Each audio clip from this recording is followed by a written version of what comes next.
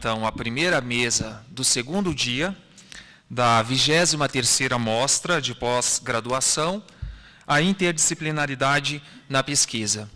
Este evento, ele acontece já há muito tempo no Programa de Educação, Arte e História da Cultura da Universidade Presbiteriana Mackenzie, e este ano, abrindo o leque e o diálogo, a parceria, o programa do Mackenzie convidou Diversitas, a partir do seu programa de Humanidades, Direitos e outras legitimidades, para juntos nós pensarmos as questões da pesquisa interdisciplinar.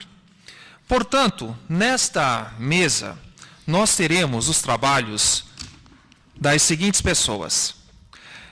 Cleiton Donizete Correia Tereza, com o trabalho Greve, Trabalho e Educação, Percalços e Possibilidades para a Refundação da Escola Pública.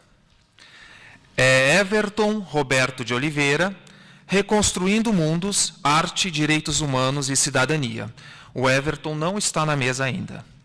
Júlio César Ferreira Cirilo, Estatuto da Igualdade Racial, Lei 12.288, do ano de 2010, um direito ao reconhecimento identitário coletivo negro brasileiro enquanto expressão de direitos fundamentais.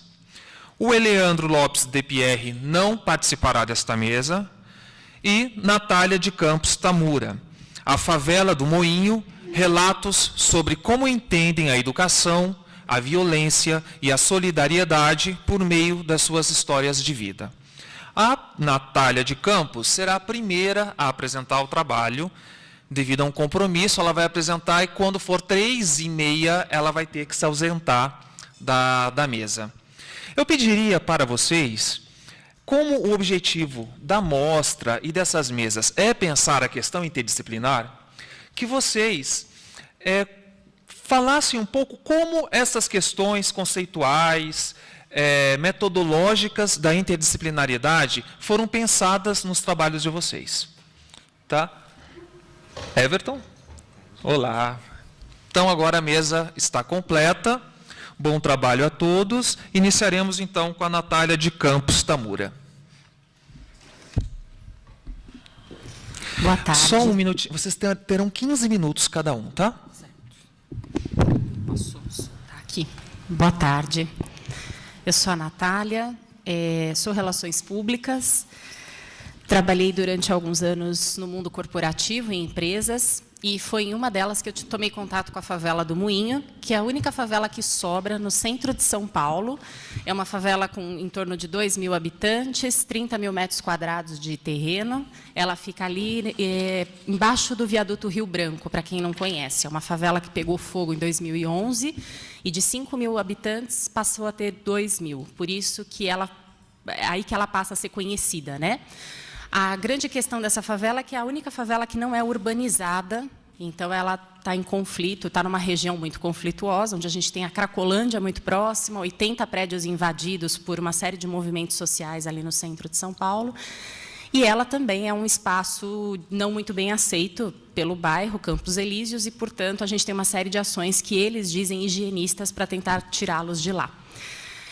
O meu trabalho, quando eu atuava em uma das empresas ali da região, era intermediar minimamente o contato daquela favela com os funcionários dessa empresa. A gente está falando de uma empresa que tem 7.000 funcionários ali na região, e a gente tinha uma série de assaltos, vulnerabilidades, sinistralidades registrados, né? Muito assalto de celular, laptop, boa parte era encontrado na favela.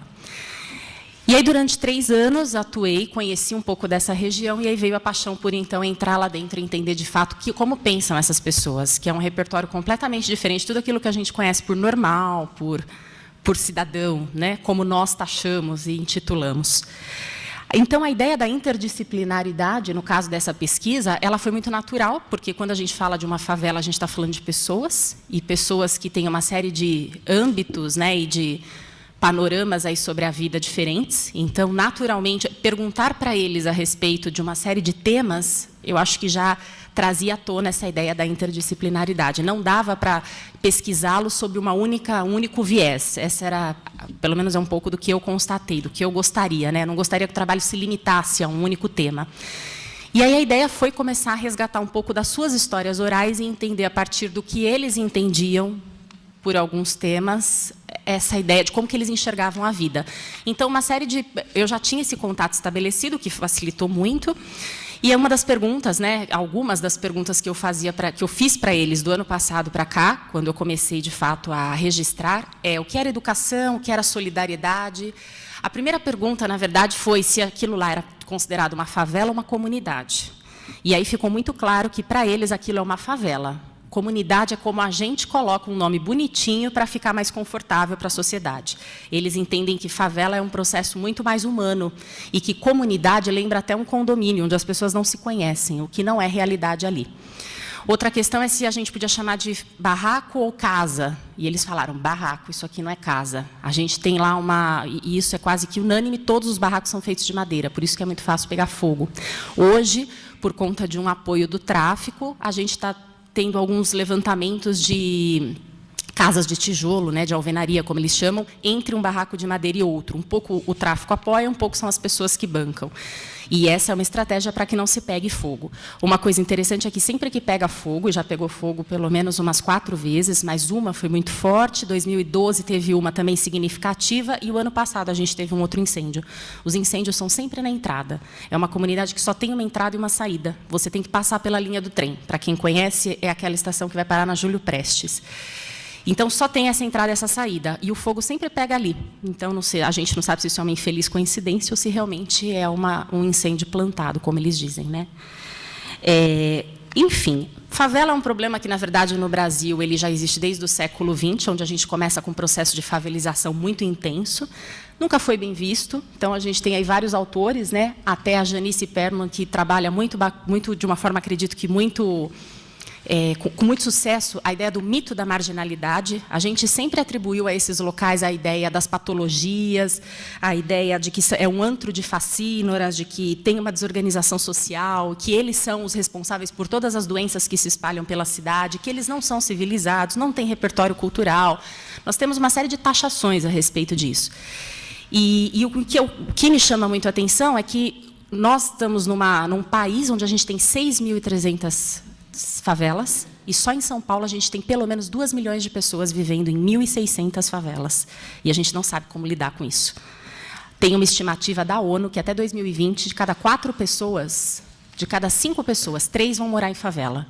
Então, está aí um problema social que a gente tem que olhar e tem que começar a entender como é que a gente cria diálogo, relacionamento, como é que a gente transita por esses mundos, porque isso vai virar isso já é um problema, né, e só tende a agravar.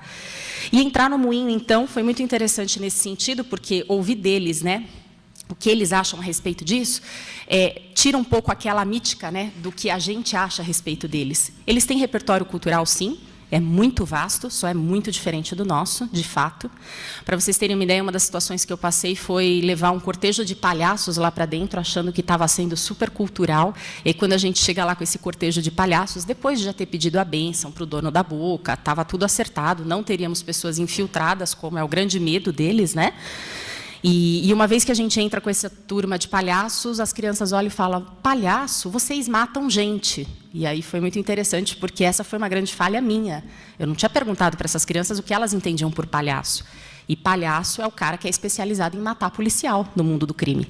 Então, por isso que boa parte até dos pais e das figuras masculinas dessas crianças tem o palhaço tatuado no braço.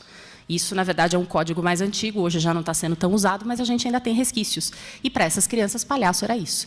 Então, está aí um repertório que existe, mas que é diferente. E trabalhar, trazer um pouco a luz para eles, né? Trazer um pouco desse nosso repertório para eles é uma coisa muito interessante, porque sempre é um motivo de fascinação, né? Do que você está falando, o que você está querendo dizer com isso.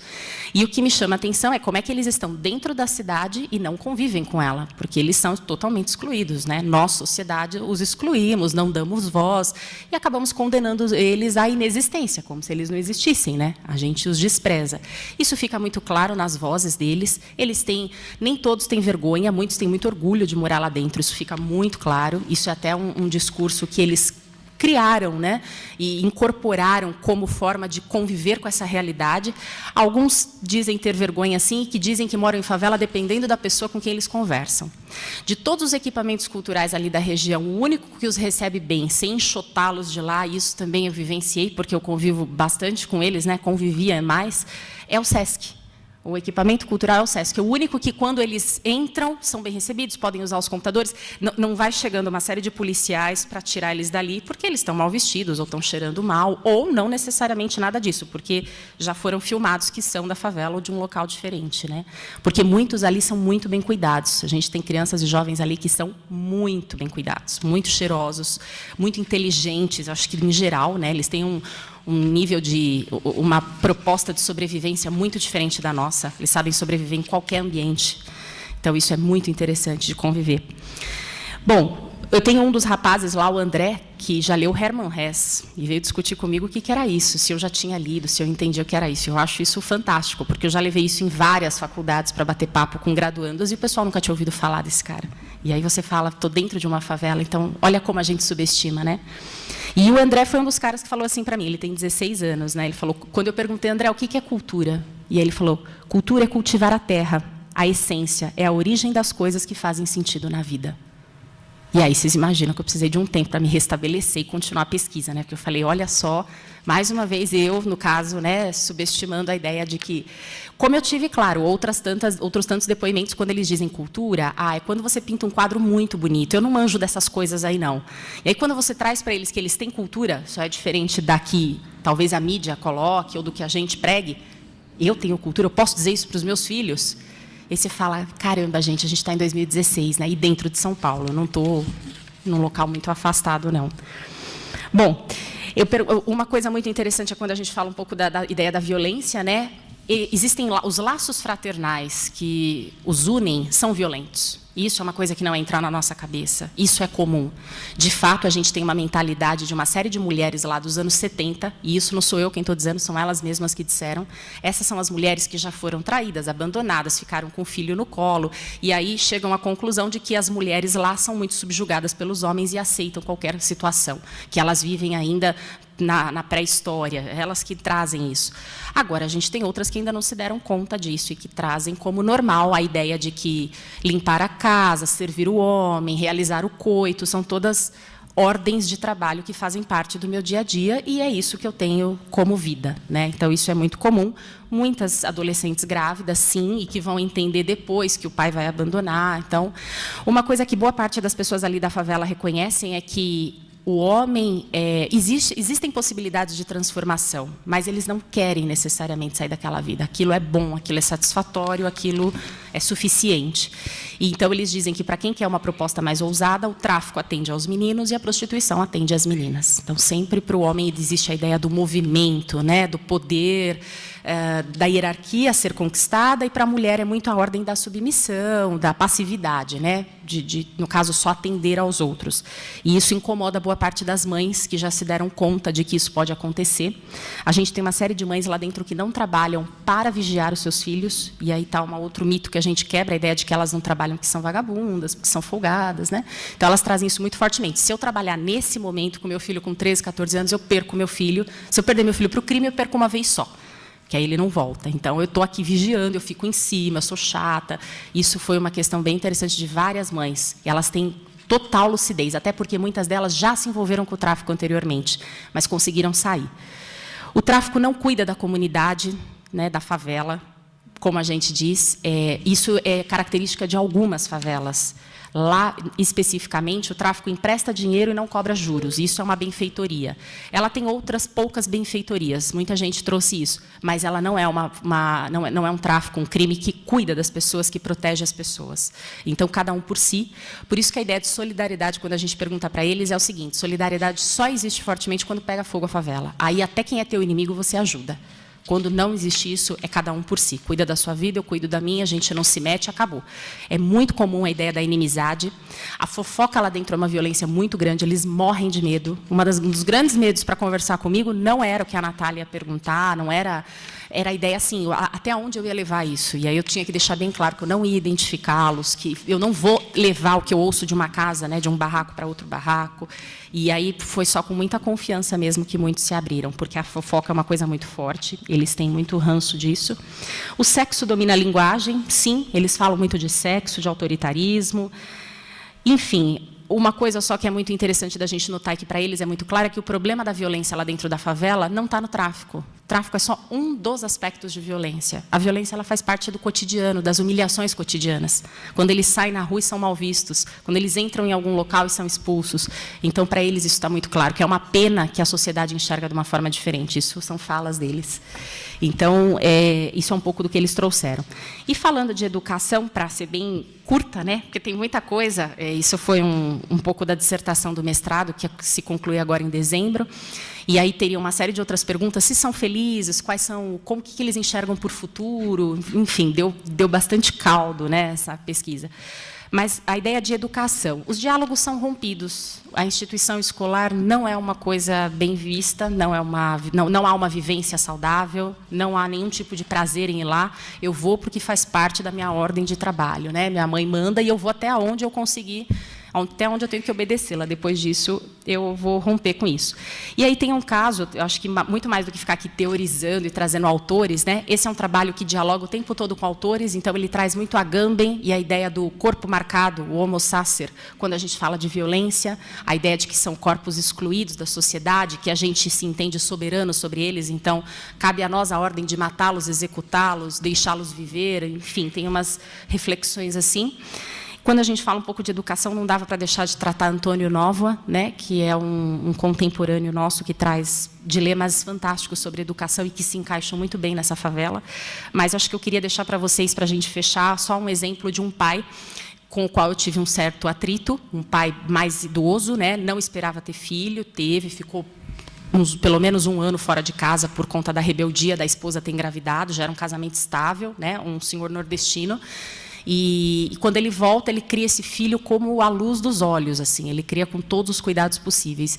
E o grande ensinamento para o Vitor, o que aconteceu, né? O Vitor faz parte de um projeto social que temos lá na favela, e uma das educadoras começou a ensinar e a trabalhar com as crianças a ideia do não mentir. E esse pai convoca a educadora e fala: professora, nós vamos ter um problema sério aqui, porque a senhora está ensinando meu filho a não mentir e eu ensino meu filho a mentir todos os dias. Como é que nós vamos sair disso?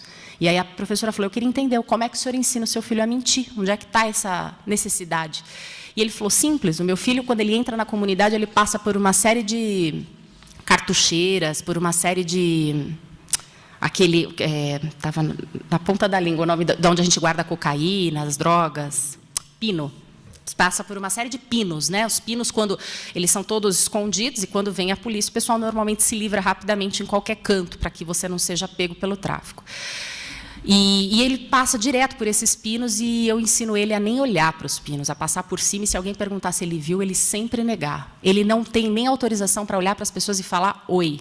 Ele não fala com ninguém naquela comunidade. O Vitor é uma pessoa que a gente começou a conversar, e ele falou: olha, eu não gosto da minha vida, e eu não quero falar sobre isso. E ele não tem 10 anos. E aí ele falou: então é isso, professora, se eu não ensinar o meu filho a fazer isso, meu filho não sobrevive, porque amanhã ele cai no crime e aí eu não conquisto mais ele. Então, se a senhora ensina a não mentir e ele chega em casa e vem me falar isso, nós vamos ter um problema. Eu vou ter que tirar ele desse projeto. E aí coube a professora recuar e falar: o senhor está certo, tem que ensinar a mentir, se é essa a lei da sobrevivência para o seu filho hoje. Então, são traumas, enfim, são questões como essas que a gente enfrenta cotidianamente lá, né? A ideia de que o certo e o errado está muito além. A gente não tem como ter a ideia da dualidade lá. A gente tem muitos tons, né, entre o certo e o errado. Por isso que talvez seja tão difícil conviver com uma favela próxima da gente. Acho que é isso, pessoal. Obrigado, Natália. Espero que dê tempo ainda para a gente perguntar algumas coisas para você, né? Porque desperta bastante interesse aí. A próxima fala vai ser do Cleiton Donizete Correia Tereza. prazer em poder dialogar com vocês. Eu sou aluno aqui do programa ofertado pelo Diversitas, Humanidades, Direitos e Outras Legitimidades, e orientando da professora Zilda. E defendi a dissertação de mestrado há quase 2 meses, final de setembro, tendo na banca o professor Luiz Galeão e também o professor Vitor Paro. E o trabalho que eu vou apresentar aqui, portanto, é derivado dessa pesquisa de mestrado. Bem, eu trouxe aqui esse cartaz, né, tá projetado ali, simples, com algumas imagens, essa ideia de mostra e de tentar expor um pouco os caminhos da pesquisa, da interdisciplinaridade, diante de 15 minutos, né, que passam muito rápido, ainda mais para quem dá aula o dia todo como eu, dou 10, 12 aulas no dia, né, do 6º ao 3º ano do ensino médio, então falar é comigo, assim, eu falo muito. Então tem que dosar aqui também o tempo. Eu trouxe somente esse cartaz, mas é porque ele traz algumas imagens interessantes, acho que vocês podem conseguir se familiarizar um pouco melhor com a pesquisa, com os caminhos dela envolvendo a interdisciplinaridade. E eu coloquei um título aqui também, depois me arrependi, né, presunçoso demais, mas eu tenho essa mania e depois tem que me virar com esses títulos, mas também é bom para tirar a gente de um lugar, às vezes, mais confortável. A primeira imagem é de um jornal, uma edição do Estado de Minas, de 1979, quando aconteceu uma grande greve dos professores, que fez parte de todo um contexto de greves no Brasil, né, no período em que novas personagens sociais entraram em cena, como diz o Eder Sader, no momento em que o regime militar brasileiro começava um processo que o regime vai dizer que é abertura lenta, gradual e segura, mas que a gente sabe que também não foi nada disso. Mas essa é uma edição do jornal da época. Eu trabalhei muito com jornais, com o Estado de Minas, não foi nem o jornal que eu utilizei mais. O jornal que eu mais utilizei na pesquisa foi um jornal de Poços de Caldas, né, onde a minha pesquisa aconteceu, chamado Jornal Mantiqueira. Mas esse é um exemplo de fonte, então, que eu utilizei, está ali o título, Eleição dos Mestres, um título que a gente poderia não encontrar se a greve tivesse acontecido alguns anos antes, né? Mas nesse período de 79, consegue um pouco mais de visibilidade e apoio. Coloquei aqui uma segunda imagem, que é de um vídeo, de uma das entrevistas que eu fiz. Fiz entrevista com 7, eu acho, professores, 4 deles que participaram da greve de 79, pude encontrá-los e dialogar com eles, foram pessoas bem reconhecidas pelos grevistas como referências. Então, aqui é o professor João Augusto Gentilini, ele teve uma trajetória muito interessante, porque depois ele acabou indo para a universidade, se tornou professor em educação na Unesp, e recentemente se aposentou. E nessa entrevista que eu fiz com ele me deu um enorme presente. Dá para ver aqui, olha, tem uma caixa, parece uma caixa de sapato, caixa de camisa, cheia de documentos que ele arquivou da greve de 79 e dos anos seguintes. E quando eu fui digitalizar todo esse material, eles transformaram em mais de 500 imagens. Então, são muitos documentos, boletins diários de greve, correspondências, atas, registros manuais.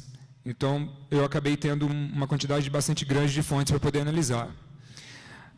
Essa imagem do meio, alguns autores que eu utilizei, né, nessa proposta de interdisciplinaridade, então, autores de áreas bem diferentes, depois vou comentar um pouquinho. Aqui, uma foto da Escola Estadual Francisco Escobar, já também eu comento um pouco porque essa foto está aqui. E a quinta foto é uma entrevista que eu dei para os alunos do 2º ano do ensino médio da escola, meados desse ano. E eles fizeram um trabalho com o professor de História que era para resgatar um pouco a memória, a história da escola. e me convidaram para uma entrevista. Foi bem legal, porque o professor montou um projeto interessante, meio que de competição, né, entre eles. Eles tinham que gravar vídeos e depois postar isso nas redes sociais, e aí eles tinham que batalhar para divulgar e para ter visualizações e tal. Então, o pessoal se empenhou. E uma coisa que o professor Lucas comentou comigo é que, a princípio, eles achavam, não, ninguém vai ver, ninguém se interessa. E não, os vídeos tiveram muitos acessos. Essa entrevista que eu fiz com eles, inclusive, foi uma das mais vistas. E eu acho que isso é interessante também para dar um feedback para a escola que eu pesquisei, né, e poder contribuir com a melhoria dessa escola. Então, acho que essas fotos ajudam a elucidar um pouquinho do trabalho que nós desenvolvemos. Bem,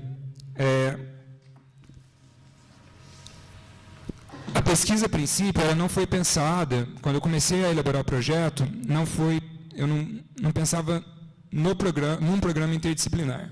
Então, eu comecei elaborando o projeto pensando na história social, onde eu conheci a professora Zilda, e aí me aproximei do Diversitas, da interdisciplinaridade, e à medida em que a pesquisa, o diálogo, as reuniões foram acontecendo, eu fui, então, entendendo melhor a proposta, que não é fácil, né?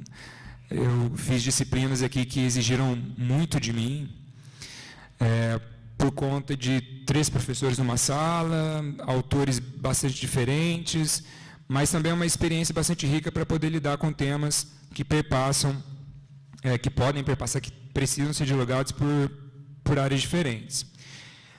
Nesse caminho de começar a trabalhar com a professora Zilda, ela propôs, então, que desenvolvêssemos o trabalho com base na proposta de um filósofo francês chamado Henri Lefebvre. E foi por aí que partimos. E o Lefebvre tem uma proposta de método chamado regressivo progressivo, que, em síntese, identificamos com clareza a situação presente a partir de uma boa descrição, e depois de compreendida a situação presente, os problemas presentes, os desafios presentes, fazemos o retorno ao passado até o momento em que consideramos essencial para as mudanças que desencadearam transformações, e, compreendido o passado, fazemos um movimento de retorno ao presente, de forma que ele possa ser elucidado pelo aprendizado daquilo que analisamos.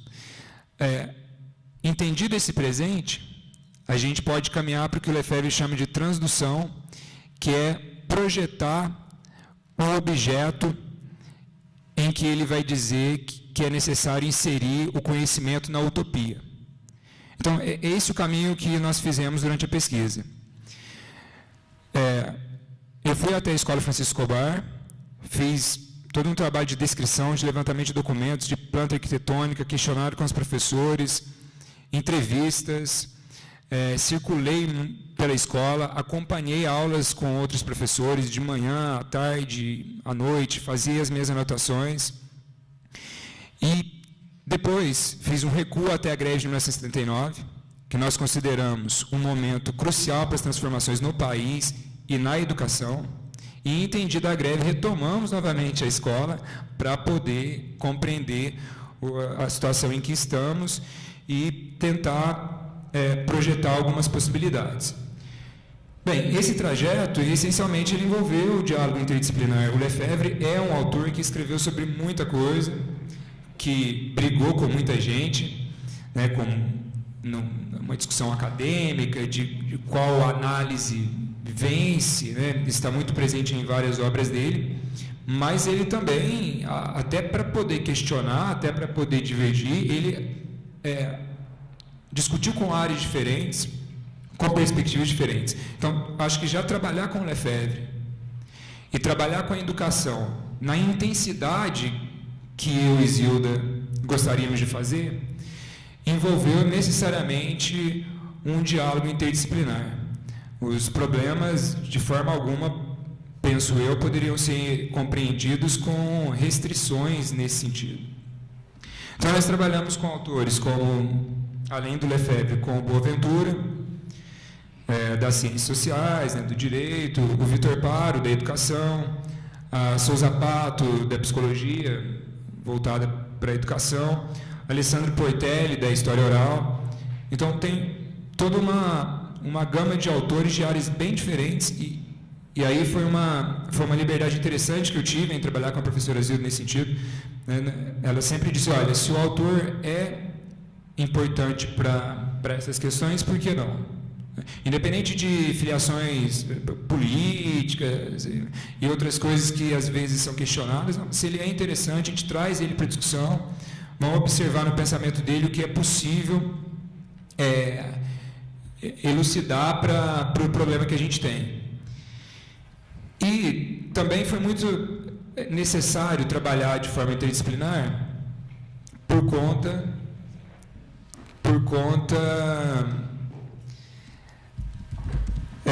obrigado, agradeço. Por conta da quantidade de fontes, né? A própria, acho que é um diálogo mesmo. Assim, nós tínhamos o intuito de fazer uma pesquisa intensa, trabalhando com diversos autores e com muitas fontes. Então, isso mesmo exigia um trabalho interdisciplinar. Nas fontes, como eu já citei, além dos jornais, além dos questionários, além das entrevistas, além do acervo, nós também tivemos que elaborar algumas outras fontes, né? A própria presença na escola, de falar com os professores, de acompanhar os trabalhos, foi essencial para aquilo que o Lefebvre propõe sempre, que é o diálogo intenso entre teoria e prática, dizendo de forma simples, né? De não desenvolver um trabalho teórico distante de uma realidade que estava ali posta, se apresentando, gritando para a gente, fingir que não ouve. Então, a todo momento, esse diálogo daquilo que estava acontecendo na escola, das mudanças na educação, dos percalços da educação e dos autores, nós procuramos desenvolver. A gente também buscou trazer muito a interdisciplinaridade para o texto, né, para o texto da pesquisa, para a dissertação. E foi interessante esse processo, né, sempre com bastante cobrança para que o texto fosse bom, para que a leitura fosse caminhasse bem, mas eu pude utilizar imagens, né, algumas imagens mesmo, algumas charges, eu pude utilizar imagens a partir dos relatos, da construção de imagens, números, dados levantados na escola, com os questionários que também desenvolvemos com os professores, músicas, eu gosto muito de música e pude fazer esse diálogo também no texto, né? Então, discutindo questões sobre mercantilização, trazer algumas citações de uma banda de hardcore, por exemplo. Foi uma coisa que nós pudemos fazer, quisemos fazer. Filmes, vários documentários também serviram de referência para pesquisa. E um pouco de literatura, que é uma coisa que também envolveu um esforço, conseguimos trazer um pouco e acho que deixou o texto mais interessante. Então, nessa proposta nossa aqui de falar sobre interdisciplinaridade, eu acho que é esse o percurso que nós fizemos. O tema é educação, a intensidade com a qual a gente queria trabalhar com o tema, a quantidade de fontes, necessariamente levava ao diálogo com diversos autores na compreensão de problemas que são realmente muito complexos, né? Que você não consegue identificar se optar por visões restritas. Bem, nos minutos poucos aqui que eu ainda tenho, tentar falar um pouco sobre os percalços, né, e as possibilidades, que é o que eu coloquei no título do trabalho, do artigo para essa mostra. A burocratização foi um problema enorme que nós encontramos na escola, burocratização que envolve as secretarias, as superintendências regionais de ensino, como nós chamamos em Poços de Caldas, em Minas Gerais, problemas também de PPPs, regimentos internos que são engavetados, não são discutidos, não são reavaliados, diários, os professores têm que ficar preenchendo relatórios, tudo isso tira tempo da educação, tira tempo de pensar projetos efetivos, de diálogo com os alunos. Nós também E aí um tema está sempre relacionado ao outro, tá? Esses que eu vou pontuando agora, sempre um relacionado ao outro. Até tive dificuldades em estabelecer qual que seria o primeiro, o segundo e tal. Isso contribui muito para a coordenação no trabalho, que seria o segundo ponto.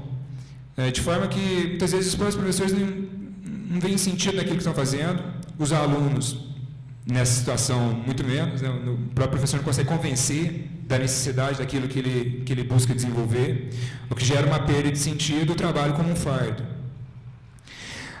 Também existem as questões neoliberais, mercantilização e a ideologia empreendedora, que também aparece muito na escola. As escolas de Minas Gerais, nos últimos anos, foram bastante afetadas nesse sentido, com projetos implementados pelo governo do Estado, de forma que você percebe isso no dia a dia da escola.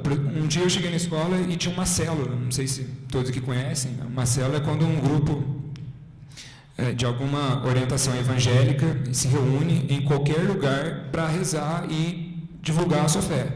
Isso pode acontecer numa escola, na rua, na casa de alguém. Então, no intervalo eu vi os alunos, um grupo de alunos reunidos, e só depois eu fui entender que se tratava de uma célula, foi perguntado. Então, por exemplo, essa teoria da prosperidade via orientações evangélicas, que tem a ver com esse contexto liberal e empreendedor, também aparece bastante na escola. De forma que, às vezes, as aulas perdem sentido também, porque ele não vê um retorno rápido, como outros grupos, instituições, ou a própria igreja promete. Então, eu vou estudar, mas vai levar 7 anos, 8 anos, 10 anos para o teu retorno, sendo que ele ouve promessas de outros de outra forma. E aí o diploma, muitas vezes, acaba sendo objetivo. E se o diploma é objetivo, a educação, né, foi para o ralo, porque aí todo o processo é mesmo algo que atrapalha, não está ajudando na sua formação. A violência, o medo da violência seria um quarto ponto. Aluno que é expulso da escola, e aí o medo dele voltar para a escola é maior e incomoda e atrapalha. E assim, muitas vezes a escola não tenta novos projetos de medo daquilo que vai acontecer, de medo de alguém entrar, de medo de alguém agredir e tudo mais. Isso foi permanente na nossa pesquisa. O autoritarismo e intervenções arbitrárias também, inclusive em relação ao espaço.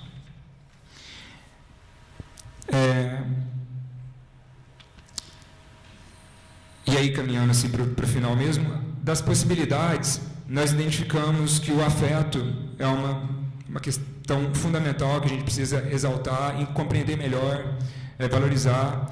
Embora a escola tenha muitos problemas, quando os alunos podem conversar, dialogar, se enxergar, você percebe entusiasmo, esperança. E o Castos, que é um autor que nós utilizamos, ele fala muito em companheirismo. Nós utilizamos mais o termo esperança, mais entusiasmo, mas isso também está muito presente na escola, e a gente vê bons resultados quando esse afeto é valorizado, tanto a relação entre alunos quanto entre professores. Valorização da experiência, deixar os alunos fazerem. Eu acompanhei um trabalho de PowerPoint que o menino explicava, o menino do 8º ano explicava com detalhes como ele fazia, construía animações, todo mundo acompanhando. Aquela meia hora que aquele aluno fez isso rendeu muito mais do que aulas, né, que para eles são repetitivas e até monótonas.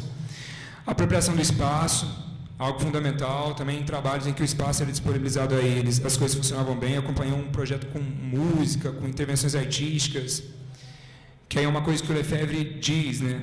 Habitar como um poeta, a partir de um autor chamado Holder, um alemão que ele cita, né? Então, habitar como um poeta, essa possibilidade de habitar como um poeta, nós percebemos também avanços no ambiente escolar. E os 2 últimos pontos, né? Acho que a educação pública precisa ser vista como movimento social, foi isso que nós identificamos. Quando o trabalho era voltado para muito mais do que um trabalho, mas para algo que se constrói, a educação é o seu próprio fim, o conhecimento não termina nessa aula, nós estamos projetando algo, havia uma mudança de perspectiva. E valorização da democracia, que é algo muito falho no ambiente escolar, muito restritivo, pouco participativo.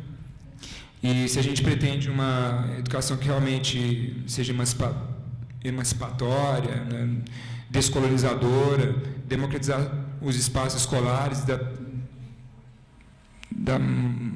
das formas mais variadas possíveis é essencial. Desculpa ter ultrapassado um pouco. Obrigado. Próxima fala será do Everton Roberto de Oliveira.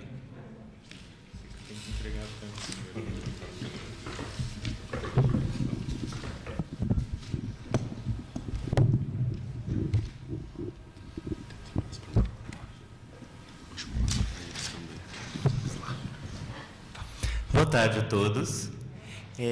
A minha pesquisa chama-se Reconstruindo Mundos, Arte, Direitos Humanos e Cidadania.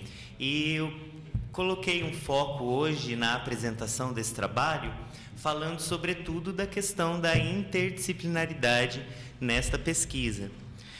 Para começar, eu preciso falar um pouquinho da minha formação.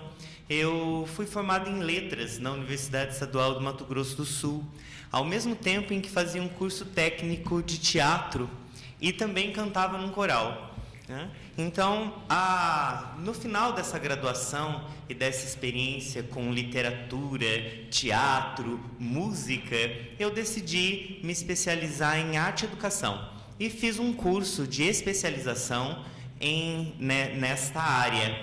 E desde então venho trabalhando com linguagens das artes, com diversos grupos em vulnerabilidade social. Além dessa experiência de formação, né, que é interdisciplinar, tem a literatura, o teatro, a arte e educação, que veio seguida de artes visuais. A minha experiência profissional também é uma experiência interdisciplinar. Além de trabalhar com grupos em vulnerabilidade social, com oficinas de arte, eu também sou professor de redação e literatura em escolas, produtor cultural e artista também, né? Com livros publicados, exposições de arte. Então, a minha formação intelectual e a experiência profissional também é multidisciplinar. Num primeiro momento, fazendo uma disciplina de identidades e representações na Universidade Federal da Grande Dourados, eu me aproximei do curso de mestrado em História, né, nessa universidade, e passei pelas disciplinas, fiz as provas e no último momento, né, eu passei na prova, enfim, e fui para a entrevista. Na entrevista, o nosso coordenador, a banca, me disse que, olha, infelizmente aqui não vai ter lugar para você, porque esse mestrado é em História, o que você estuda é da psicologia, né? Você tem que ir para outra área. Essa coisa de centro de atenção psicossocial não vai ser aqui que você vai tratar, né?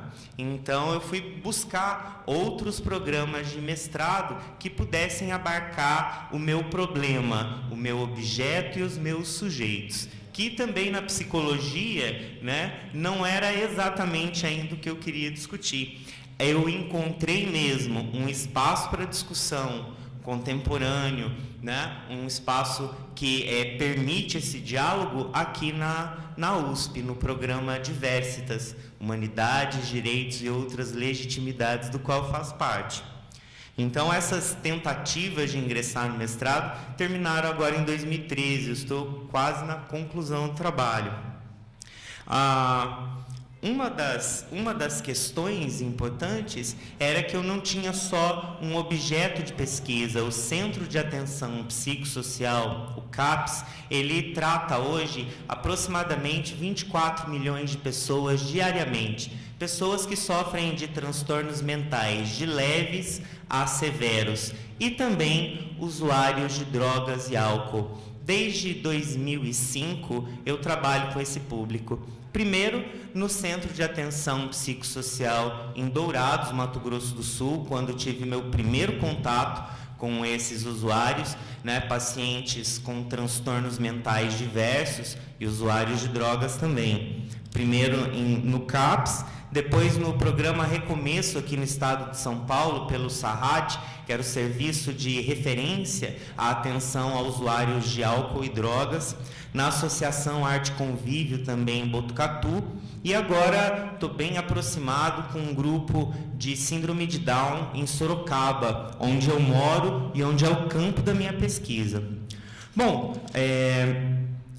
eu, então, portanto, não tinha só um objeto de pesquisa. O CAPS, né, como instituição governamental oficial de tratamento da saúde mental ligada ao Ministério da Saúde, é também meu objeto, mas eu ainda tinha um sujeito de pesquisa. Me interessava muito mais do que a instituição, os sujeitos dessa pesquisa, que são os usuários. Portanto, no meu trabalho, eu vou abordar essas duas vertentes, tanto a instituição, o objeto, quanto os sujeitos que frequentam ela.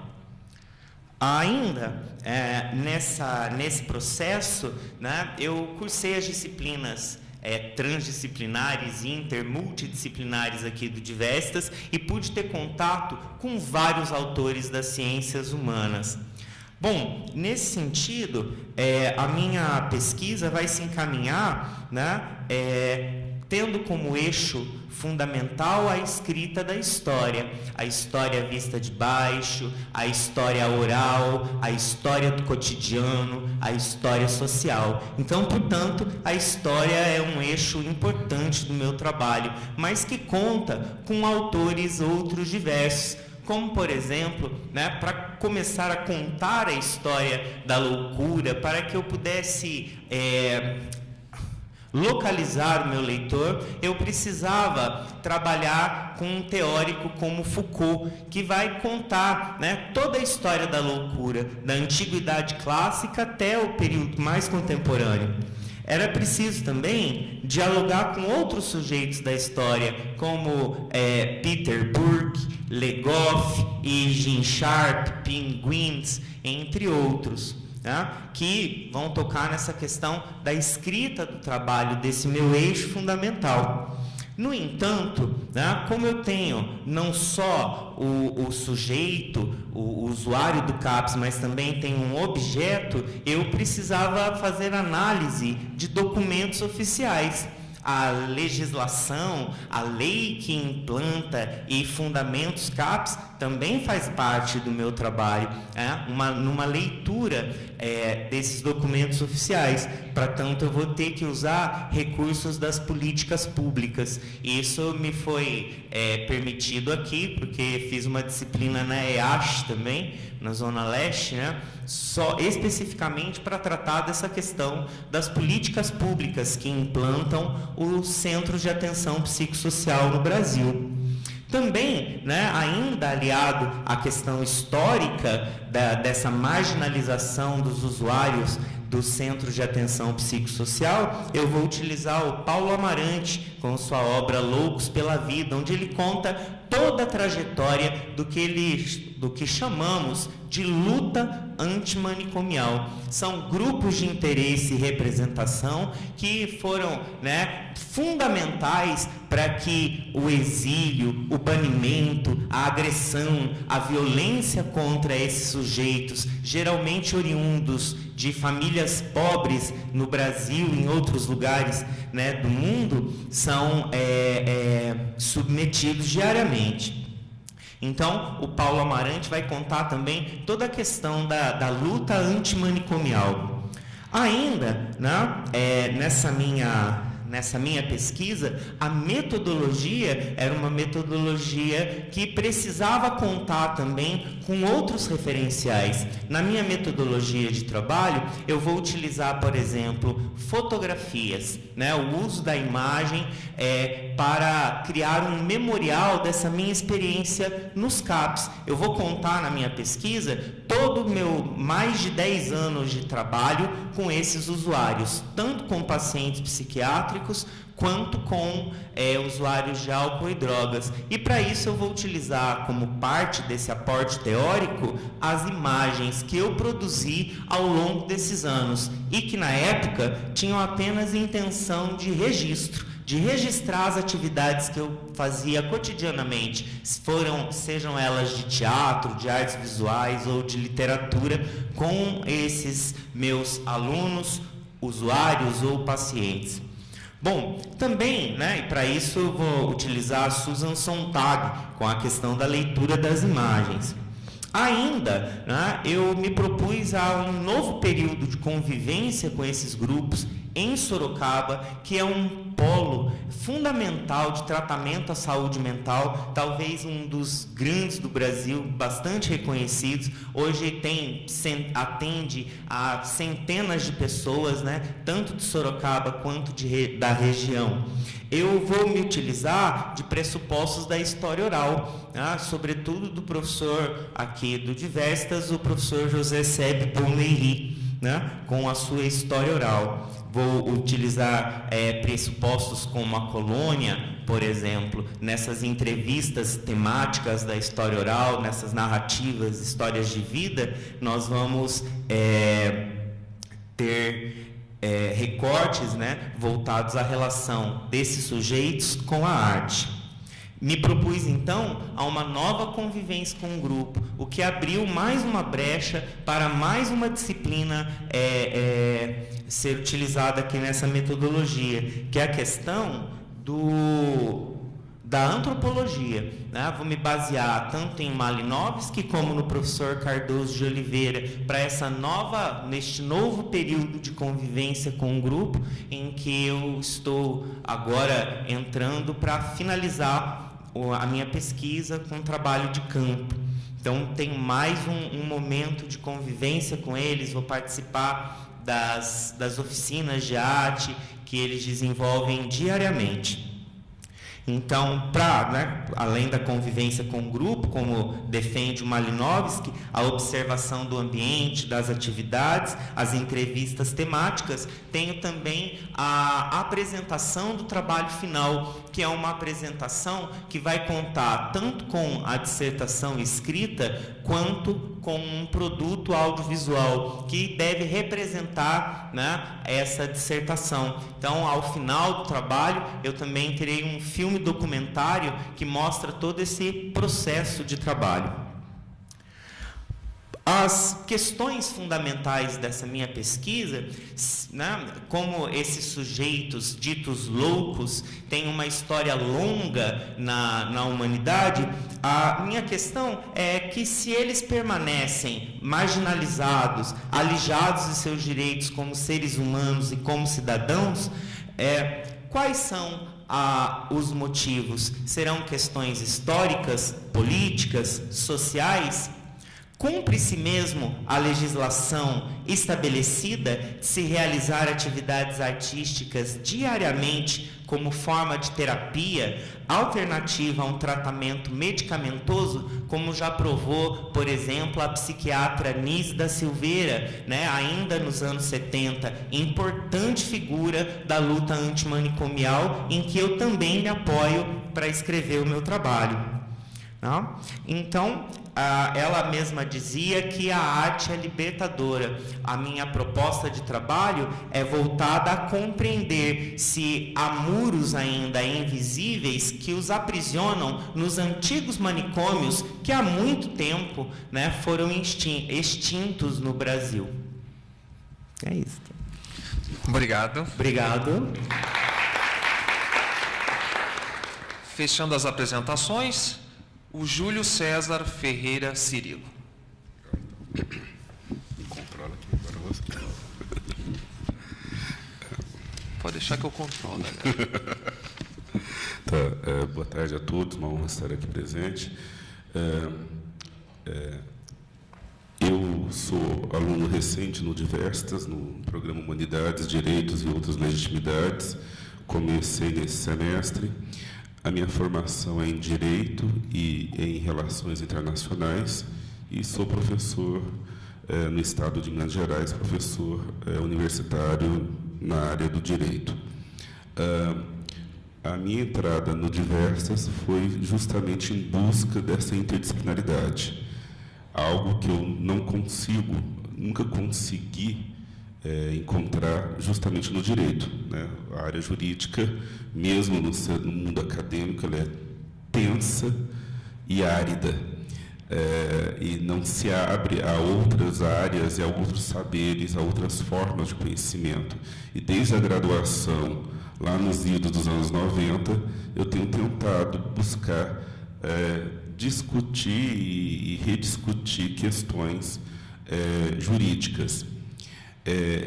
E ao entrar no Diversas, ao entrar no programa Humanidades, Direitos e Outras Legitimidades, e tendo por base até a fala do colega anterior, o primeiro colega, eu me deparo com uma situação inusitada, muito diferente do meu mestrado, né, que foi em Direito, né? 3 professores em sala de aula, autores da psicologia, da sociologia, da história, da filosofia, aquilo tudo numa mesma sala, e isso, para quem vem da área jurídica, dogmática, olha, tem sido tenso. Uma hora Freud, outra Sloterdijk, e aí vai dissertou Elias para acabar de ferrar a cabeça. Então, realmente é tenso, mas é bom, né? A gente se diverte sofrendo. É um sofrimento bom. É bom que sai do lugar comum, né? É melhor sofrer assim, intelectualmente sofrer, sabe, pensar nessa interdisciplinaridade louca desse programa, mas é um sofrimento bom, que está me fazendo feliz, me fazendo evoluir. E, evidentemente, quando você começa, faz uma proposta, né, você faz um projeto de pesquisa em doutorado, eu estou olhando para um professor que fez parte da minha banca de avaliação, e revendo o meu projeto ao longo desses 6 meses que eu estou no programa, eu vi o quanto ele é falho. E acho que isso faz parte, né? Eu vejo o quanto eu ainda estava preso ao mundo do direito. Não que isso fosse ruim, não quis ser preso, não quis fazer parte do mundo jurídico seja algo ruim. Mas eu entendo agora o quanto o quanto me faltou de leitura em outras áreas, né? Então, eu reconheço, desde o começo, eu reconheci uma ignorância, e acho que para ser pesquisador, acho que para fazer pesquisa de verdade, a primeira coisa é reconhecer que você não domina o assunto. Então, quando eu me deparo com leitura sobre Freud, Sloterdijk, dissertou Elias, falo, nossa, se eu soubesse disso, eu teria posto no meu projeto, né? Então, o meu projeto de pesquisa ele está em mutação, como eu creio que esteve o dos colegas, né? Acho que eles começaram pensando em algo, e o dia a dia foi modificando, as leituras foram modificando. Eu me deparo com professores e autores que estão me influenciando, e eu preciso agora dar um novo significado ao meu projeto de pesquisa. Entrando nele especificamente, então, seria o de delimitar os fundamentos jurídicos filosóficos, né, do Estatuto da Igualdade Racial. Porque então eu estou partindo do raciocínio, que foi o raciocínio inicial, né, a proposta inicial, há uma discussão no campo jurídico quanto à validade, à legitimidade do Estatuto da Igualdade Racial. Eu tenho a norma, então, sendo bem Kelsen, né, Hans Kelsen, eu tenho a norma está posta. E eu tenho agora uma discussão da validade da norma, do conteúdo jurídico-filosófico dessa norma. Essa lei é discriminatória ou não é? Se é discriminatória positiva ou negativa? Criar marcos jurídicos para um grupo específico da sociedade é algo em suposto detrimento a outro grupo, é algo ruim ou bom? Deve ou não deve ser feito? É acolhido ou não pelo direito? É justo ou injusto? Aliás, o que é justiça?